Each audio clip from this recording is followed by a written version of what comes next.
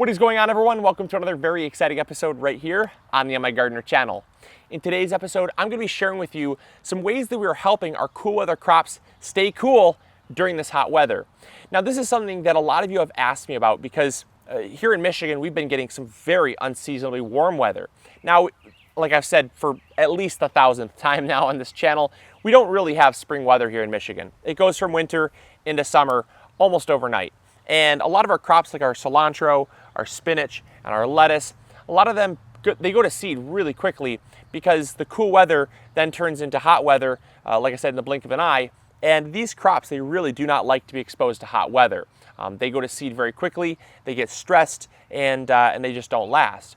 And so we've been implementing some stuff in our garden that I really want to show you guys because despite the hot weather, and I'll kind of give you some reference. So when I say hot, just yesterday, it hit 99 degrees.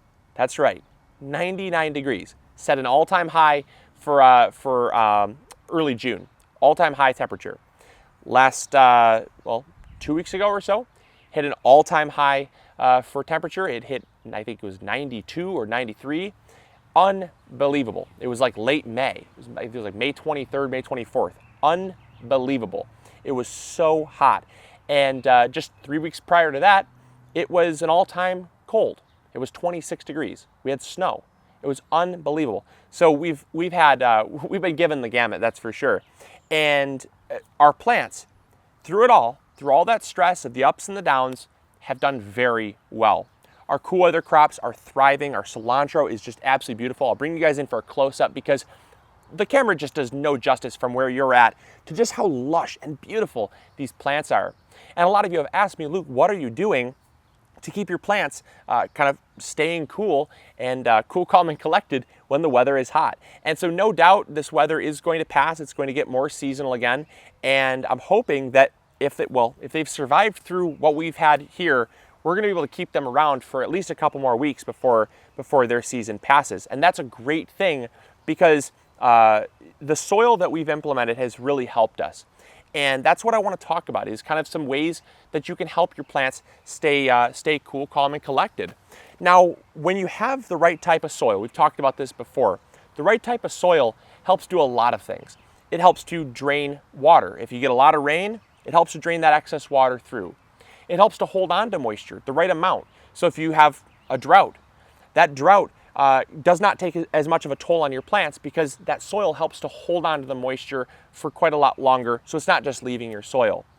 It also helps to hold on to nutrients. So if if your plants are getting ready to get growing and they're ready to put on a ton of new growth, they can access those nutrients that in poor quality soil they wouldn't have access to. So good quality soil will do that as well.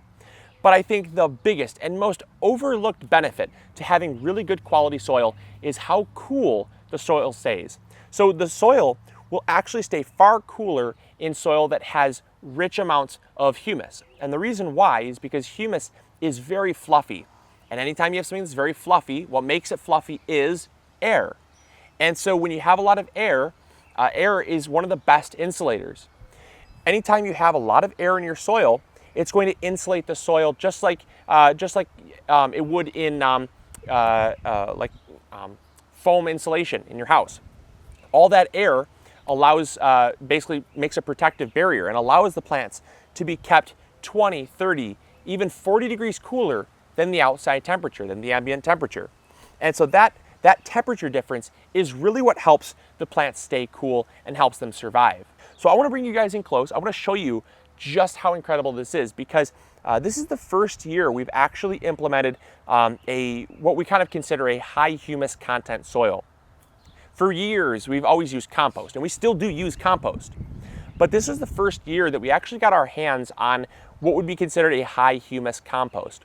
Now, high humus is basically compost that it's not completely broken down yet. It's mostly humus. Humus will continue to break down until it becomes compost, and compost, when it's completely broken down, can actually lose some of its aeration. It can lose some of its moisture holding capabilities, and it has a lot of nutrients in it, but it doesn't have as much aeration and and moisture holding capabilities as humus does. And so humus is something that we constantly are striving to put in our garden. And in years past, we found that the more humus we have, the better our gardens do. The more worms we have, the more bacteria we have, the more good fungus, good mycorrhiza fungus, the more of that, or the more humus we have, the more of that we have in our soil. And that all helps the plants. But the biggest thing, like I said, is just that humus helps to hold on to air and water. And we put more of it in our garden this year than any year before. And the results are pretty astounding. They're staggering. Never before have we had spinach this late in the season. Never before have we had spinach this big, this lush, this stress-free. By this time last year, our spinach was yellow, it was bolting, it was stringy, it was bitter. And this year, well, just check it out. So this is the spinach. Wouldn't you like to have spinach like this? My goodness. Look at the size of these leaves. Look at this. These are like dinner plates. These things are absolutely massive. This is spinach, folks.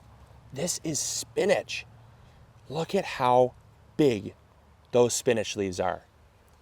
This is incredible. We've never had this before. Check out our lettuce.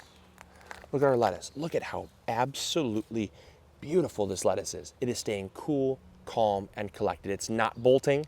It's not going to seed. It's not bitter. It stays tender and beautiful. There's no milk coming out of the leaves. If your leaves are starting to get milky white, that's where it gets bitter. That's when it starts going to seed. It's not. Absolutely stunning.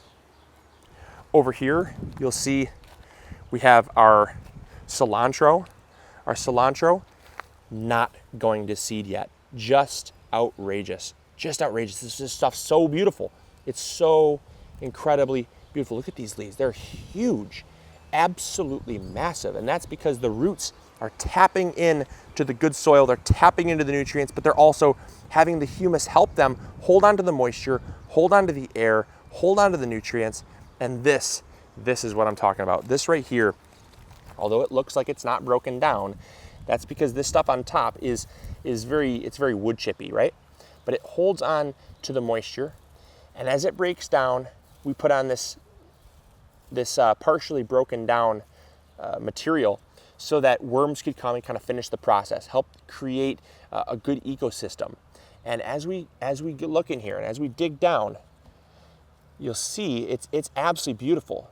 But the thing you'll notice is that, check it out. Do you see all those little bits, all those little chunks of wood, all that little, that kind of punky stuff? That is all humus. That is all helping to hold on to moisture. That is the secret to keeping the soil cool. And if I hold my hand here, this is easily, even 1 or 2 inches down, this is cool to the touch. We're talking probably 50, maybe 55 degrees at most. And the ambient temperature today is 91. So we're talking a 40-degree temperature difference easily from outside to in our soil. And that is keeping these plants cool. Because when the root system is kept cool, the rest of the plant is kept cool. Because the water that comes from the soil, up the roots, is cool. And it helps to keep the leaves cool, even when the surrounding temperature is hot. And that is the secret. Check that out. Look at how big those cilantro leaves are. You just won't find that anywhere. That's incredible. Absolutely incredible. So that is one of the biggest things we're doing to keep our plants cool during this hot weather. Now really quick, I want to take a taste test of this spinach here, because last year we wouldn't even consider doing this. They were so bitter that it was almost just, it was unpalatable. It was so bitter. So we're going to give this a shot. Straight spinach, nothing else added, and we're going to see what it tastes like. During this hot weather, this spinach, surprise, it tastes like spinach. And it's not bitter at all. This time last year, it was so bitter that at times, if we didn't mask it with 10 or 20 different ingredients in a dish, you could still taste it. And it was so bitter, we ended up throwing it in the compost pile. The second thing you can do to help your plant stay cool during hot weather is watering more frequently. Now in the springtime, water is really no shortage because it's springtime and we get a lot of rain during our wet season, but the temperature of your soil is greatly dictated by how much moisture there is. Now, too much moisture can be a bad thing, but watering more frequently during a hot spell where it's just going to be 2 or 3 days, maybe 4 days or a week at most of really hot weather before it starts to come back down again, you can water your plants more than you normally would, and there really won't be too many ill effects. The benefit is that there's going to be a lot more water in the soil, and again, combining that with the right type of soil is going to really help kind of amplify those benefits. It's going to have the aeration, which is going to keep it cool, but it's also going to have the moisture content, which helps to take that heat energy, and wick it away from the soil. It's going to keep it more cool. So by watering more frequently, that's also going to help you out. And then the third and final way you can help keep your plants cool during hot weather is by applying shade cloth. Now, we've used shade cloth in the past, but we don't really use it that frequently here because it's just, for the amount of time that we would need it, it's just not really necessary and it's not really cost effective. But in a lot of other areas where you have prolonged periods of warm weather, where you want to try growing these cool weather crops, shade cloth can be a wonderful benefit to you because shade cloth helps to shade your plants. It basically blocks out a certain percentage of the sun to create shade. Now, the type of shade cloth that I would recommend is for cool weather crops. I would use a 30 to 50% shade cloth. I would never go more than 50%. Otherwise, not enough sun is going to get through, not enough sun is going to penetrate that shade cloth, and your plants are going to get leggy. And they're also going to get bland and flavorless because the sun actually helps to create a flavor in your plants. If you were to completely mask off the sun, your plants would get very anemic, very yellow, because they're not photosynthesizing. And when they're not photosynthesizing, they're not creating that beautiful chlorophyll, and they're not getting that flavor that they would have normally. So it's very important that they still grow, but just all you want to do is just kind of knock back that sun a little bit. Now, you can also use it the same way you would with water. You know, if you get a 70% shade cloth, only leave it on for the times when the weather is excessively warm.